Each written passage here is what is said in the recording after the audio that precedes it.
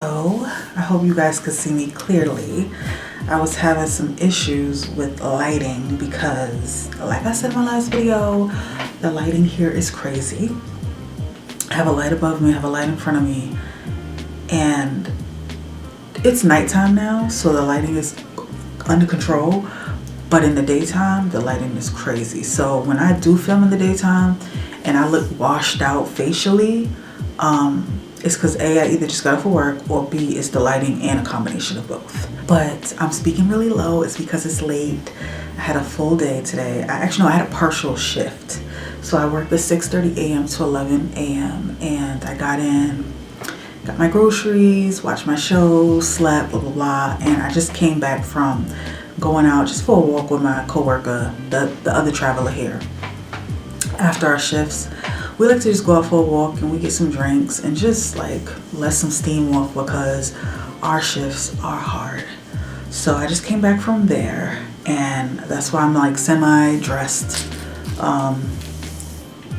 Yeah, and that's why I'm talking so low, because it's late. And like I said, I live in a facility with residents. So let's just get right into this video.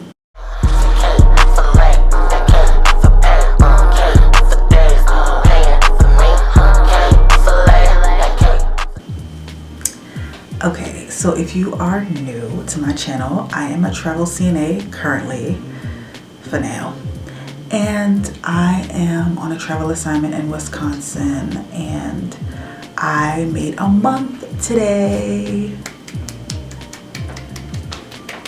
Now, I'm clapping for that because I literally almost quit this assignment, I would say a good 5 times. I only made a month. I got here on September 26th, it's October 26th.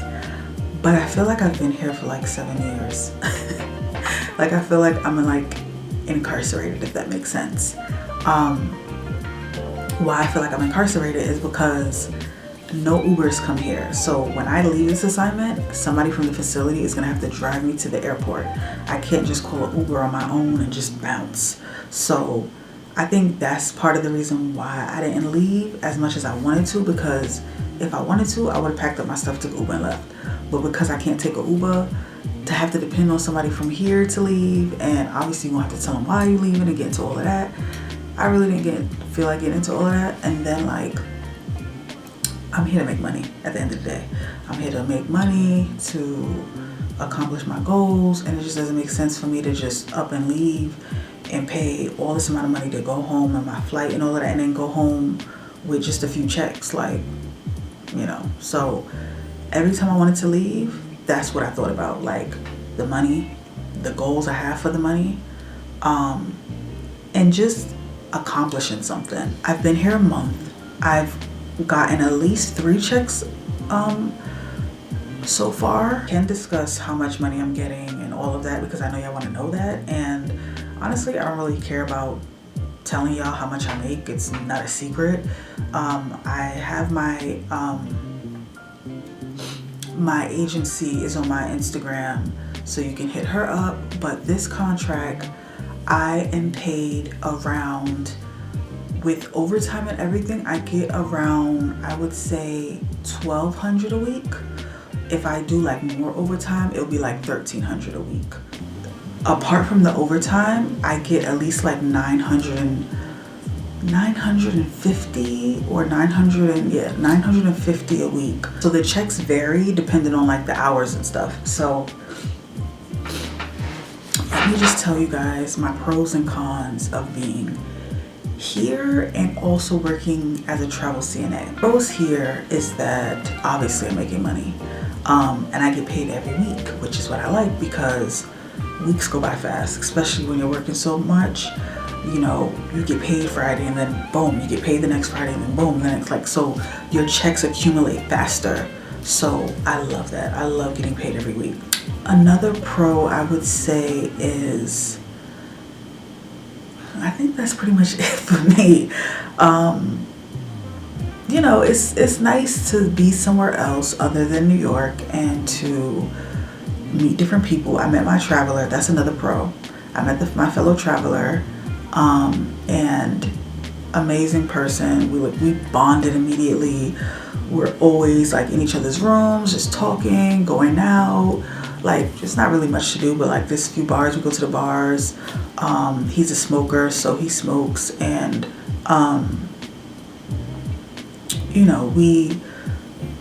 after work we just, go out and do whatever. But it's nice to have someone here that relates with you. And he's from Georgia, a small town in Georgia, like a medium town in Georgia. So it was nice to meet somebody from Georgia who's also a traveler, and you just get to know them and their reason for traveling, and that was nice. I got a friend out here, so that's another pro. Another pro being here, I would say, is just like having my own space, because as you guys know, in New York, I stay with family because it's so expensive in New York. And it's been really difficult for me to get my own place because I'm very picky when it comes to picking a place. Like, the neighborhood has to be good and everything like that. And like, New York wants to charge all this rent, but like your rent is not matching up to like your apartment. And I'm just not going to settle for any hole in the wall apartment just to say that I live on my own. So that's why I live with family in New York. So it's nice to have my own space here, and obviously privacy, and I would say that's a pro. That's it. Yeah. It's the money. I would say meeting new people. I would say getting out your comfort zone. That's number 3. And definitely having personal space for me. That's the pros. Now, the cons of being a travel CNA, or I would say, well, let me do the cons of being a travel CNA. It's a lot of work. I didn't realize it. Like, you're here to fill in. You're here on call. Not on call, but like to fill in. So you can't really say no. Like, they make the schedule for you. It's not like you can say, when you do get with your agency, you let them know if you want any time off, but they pretty much let you know, like, this facility needs you to be flexible, aka we're going to schedule you how we want to, and you have to be okay with it. You don't make your schedule. In advance, you'll let your recruiter know if you want days off, like if it's a family member's birthday, or you want to fly back home, or you have a special occasion, you could do that. But when you get here, facilities, they make your schedule for you. So I have to be flexible, and that's annoying because the way they schedule me here, I don't like it. Like, they'll give me a double, a AM shift, 6:30 a.m. to 11 o'clock p.m., and then I'll work an AM shift the next morning. It's like, I just worked a double. Why would you give me an AM shift after I work a double? At least give me a PM shift, or I would like to just be off the whole day. I just don't like the way they schedule. They schedule you as if like they don't care about your back, they don't care about your mental. They schedule you crazy here. So I don't like my schedule. Sometimes they give you a little leeway.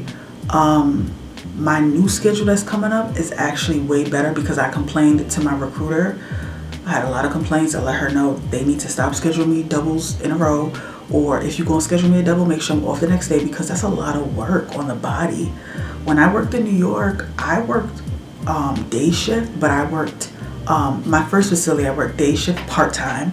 The second facility was PM shift part-time, and I would pick up weekends doubles if I wanted to.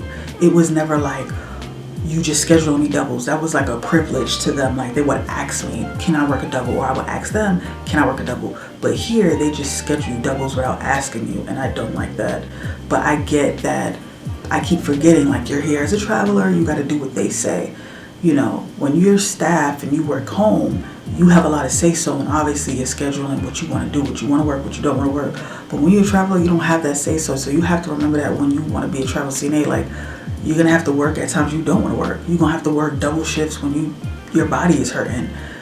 I don't like that. And I didn't realize that when I got here. I was just thinking straight about like, oh, the money. But I didn't think about the work, and my body, and what it's doing to my body. I developed some type of arthritis, like a light stage of arthritis in my hands. They're good right now, but my hands get really numb and they tingle. Like when I'm holding my phone, I'm on social media, I'm holding my phone, like when I'm in bed, they'll get numb and my phone will drop. They buckle, like my thumb, sometimes it buckles all my knuckles are in pain. Like when I do this, it's painful. Sometimes it's hard for me to make like a full fist. The other day, it was hard for me to open up a bottle of water. I opened up a bottle of water, boop, boop, and it was hard, like my hand hurt. I couldn't even open it. I had to try the other hand. So my hands, I just put on press-on nails because my hands have had no nails on it, and I'm not used to that, child. But I just put on press-on nails because I just wanted to feel cute, because for so many weeks I felt like just like this hard-working slave. Like my hands have really been getting it. I don't know why, but I know why. It's because I'm working how I don't normally work. Like I'm used to part-time, you know, and I'm used to getting help. In New York, it's like 5 aides on the floor, so when I need help, I get help. And I'm not doing as much work, if that makes sense. But I feel like my body definitely here is feeling the work. Like it's affecting my body. Like I said, my hands, painful, swollen, just hard to move, and I can't have that. I love my hands. I need my hands. My legs hurt, like my knees hurt, my back hurts at times. Like I'm always like cracking my back and stuff like that, because the work here is very difficult on this assignment. But like I said, it goes in general. It's not even, I don't think it's just this facility. And like, you know, I know some people be like, well, it depends on the facility and depends on the assignment you take. It does. It really does. But in general, like I said, as a travel CNA, you're filling in, so they're gonna overwork you, in my opinion. They're not gonna, oh, you can work these days and these days and these days. If they don't have workers, because obviously they need travelers, then you're gonna be having to pick up the slack that other people don't want to pick up. So, like I said, this is my second contract. First one, I didn't really even work. I left before I even worked. So I don't know how other contracts are, but I'm realizing that when you're a travel CNA, they just they give you whatever they want. You got to do whatever they say. Now, when I first learned about, I knew about everything before I got here. It's not like it was a surprise, but I was thinking, oh, if it's only 2 aides, then it must not be a lot of work, because why would you have 2 aides on the floor if you have all this, you know, work? They told me it was a few people on the floor, like about like 15 or 12 when I got here, and 2 aides. So I'm like, oh, well, if it's only 2 aides, that means they don't really do much work if it's 2 aides. So I was like, this is a perfect contract for me. Only 2 aides, free housing. No. They have 2 aides on the floor, but they need about 5 aides on this floor. It may not be a lot of residents, but the residents here are very needy. They ring the bell every second for the littlest things. There are also a lot of total care residents here. If it was like a lot of residents that could do themselves and stuff, okay, 2 aides is acceptable. But when you have full of total care residents and they're very needy on top of that, it's a lot of work. It's a lot of work. Another thing about this facility, they want everybody up before breakfast. So, mind you, I have total care people on, like there's 2 halls, 1 aide has 1 hall, I have to get everybody up before breakfast. I'm not used to that. At my other facilities, it's used to, you give everybody breakfast, some can eat in bed, some eat in the dining room, whatever, blah, blah, blah. But make sure everybody's care is done before lunch. Everybody's care has to be done before breakfast, and breakfast is at like 7:30 and it finishes at 9:30. So between 7:30 and 9:30, that window, you have to have everybody's care is done. How is that possible when it's 2 aides on the floor with all these total care residents? It's stupid to me, like really stupid to me. And that's a reason why I was considering leaving, because I'm like, and then they expect you to do, you know, all of this and blah, blah, blah. And if you don't do it, it's like, oh, can you get this light? Can you get this light? This light has been on for this many minutes.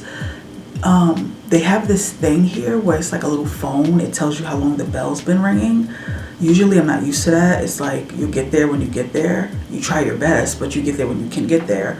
Here, they give you amount of minutes that you can get a bell. So you could be doing somebody and somebody will be like, oh, this bell has been on for blah, blah, blah. You don't want to hear that when you're in the middle of trying to do your best to get this person up and already rushing.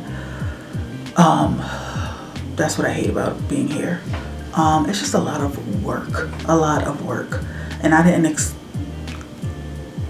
when I read the contract and I, heard about the facility, everything sounded good on paper, but when you actually come here, it's totally different.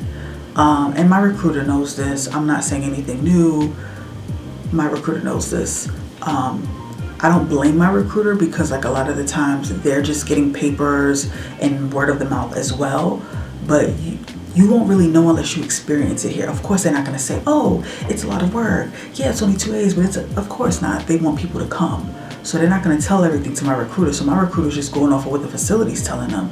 But when I get here, it's a whole different story. So like I said, I'm not blaming my recruiter. She felt like at the time this would be a good like first assignment for me. And I felt at the time this would be a good first assignment for me. But I hate it here. Point blank, I hate it here. If I can go home, I would go home now. But I want to finish this off because I don't quit. I quit the first one. And, you know, I suffered a lot from that financially because I put so much money in because the company didn't pay me anything. They were going to reimburse me, but because I left, they couldn't reimburse me because I didn't stay. So I lost a lot of money, and it was just a lot financially on me when I went to that first assignment because I bought mad stuff. And so it took me like a good 6 months to really want to even travel again. But I didn't give up, and I said I want to try it again because I need the money and I have goals. So I found this one, and I just didn't want to give up so fast again and be like, oh no, I'm going home, and then go home with no money. So I said, you know what? As hard as it is, I'm going to stick it out on my days off. Like I said, if I'm not filming like that, because I was under the impression, that's why I bought my camera and shit. I was under the impression that I was going to like film the town and like get a lot of vlogs and really document my time here. But because the work is so hard and they work me so hard and they schedule me crazy, I don't have time to do anything. And when I am off, I'm recovering from the shifts. I'm soaking in Epsom salt. I'm resting for hours, sleeping. Pretty soon I'm about to buy, I actually have it coming, a hand brace from Amazon because my hands are like horrible. So on my days off, I would keep my hand brace on, and I'm like doing self-care, recovering, if you would say, from the shifts here. So I can't really give you guys content because I'm working and tired and drained, and I don't even recognize myself anymore like that. Like when I look in the mirror and I wake up for work, I'm like, I look so tired. I've gained some weight because all I do is like work and eat and sleep and work and eat and sleep. My face is like dried out and like, I just look stressed. That's why today I just like, put on I got this new chain and I love it. It's Chanel. Very gaudy, but I love the gaudy look. Y'all know that. And my boyfriend shipped it to me here and I was like, oh my God, a Chanel necklace. So yeah, and I bought some press-ons for Halloween because Halloween's coming up. I am dressing up. I bought a whole costume, shoes, everything, because here, I felt like I just been losing myself. Like, honestly, like I feel like this job has sucked the life out of me because all I do is work and deal with rude residents and like bossy nurses and bossy this and want you to do this when you have this to do. And I've been called colored here. I've never been called colored. So that's like, whoa, that's just like a woof, I'm from New York. I've never been called no colored. The colored girl, or the colored girl. And oh yeah, I have a colored grandson. I have a colored this, I have a colored that. And it's like, do y'all not know that y'all not supposed to say colored? Like, is this whites only in color? Like, what year am I in? So I just feel like this life is just draining the life out of me. So what I do when I start feeling like that, I self-care. Like I said, lots of self-care. I shop. I've been shopping like crazy. I've been getting packages like every week and I gotta stop because when I'm in my depressed mood, I want to feel good. When I look good, I feel good. So when I look in the mirror and I'm looking drained and tired and stressed, no. So I bought these press-on nails for Halloween and just to wear because they have nail salons here, but I've Googled the salons and I've looked at their work and it's ugly and I don't like it and I'm not paying for it. So I'd rather just press on it until I leave. I have makeup and stuff here. I did my makeup like once and me and my coworker went out to a bar, but I'm gonna dress up for Halloween, so I'm excited. I'm super excited about Halloween. I work a double on Halloween, which I'm very upset and annoyed about because it's like they don't care. Like Halloween, I know I'm here to fill in, but you know Halloween is a day where you want to like have fun. Why would y'all schedule me to work all day on Halloween? Like I could at least give me like an AM and let me be off, but they scheduled me a whole double because they know none of their regular workers want to work Halloween, so they just, oh, the travelers could do it. So but me and my coworker still gonna go out even though I work a double. Hopefully I'm not too tired, but I already bought a whole costume, so I'm going out. So I'm excited about that. So yeah, I'm gonna dress up and y'all gonna see. I'm probably gonna do like a get ready with me if I have the energy. If not, y'all just gonna have to catch me on Instagram showing up my outfit and stuff like that. But if I have the energy, I will film. I am gonna do it. I'm gonna film my makeup and all of that stuff because I have a really cute Halloween costume. I'm really cute. It's really cute. So I'm excited about that. But that's my 1 month update. If I could leave, I could. Excuse me. But yeah, this is my like work wig. As y'all can see, I just try to put some little baby hairs in it. Kind of lost my touch a little bit, child. But this is like my work wig, so it's nothing, you know. It's from Janet Collection, and it's their human wig. But let me show y'all. It's like a wavy. Well, it's wavy because I put it in braids. But like this is my work wig. Like I wear this every day to work. I wear this here. I have like 2 other wigs I bought from home. One is for Halloween, and then another one I bought it just because I thought I would like go out and stuff, even though I don't. So it's just sitting there. But that's my 1 month update. I hate it. I want to go home every day. I feel like I'm in prison. I think what keeps me sane is like Netflix and Hulu, and then I have cable. So I watch a lot of like my old shows like Martin Living Single, My Wife and Kids, like all those old shows. Because at home I don't have cable because I'm not paying for that. I will see you guys in my next video. I'll be doing one for Halloween, so stay tuned for that because I'm excited to show you my costume. And thank you for watching this video. Now, I also want to say this is not to discourage anybody to not be a travel CNA. Everybody's experience is different, but me personally, I'm having thoughts of if this is even for me when I go home, because my recruiter is telling me about other contracts that she can get for me, but I don't know if I'm gonna do anymore. You will have to talk to me when I leave here.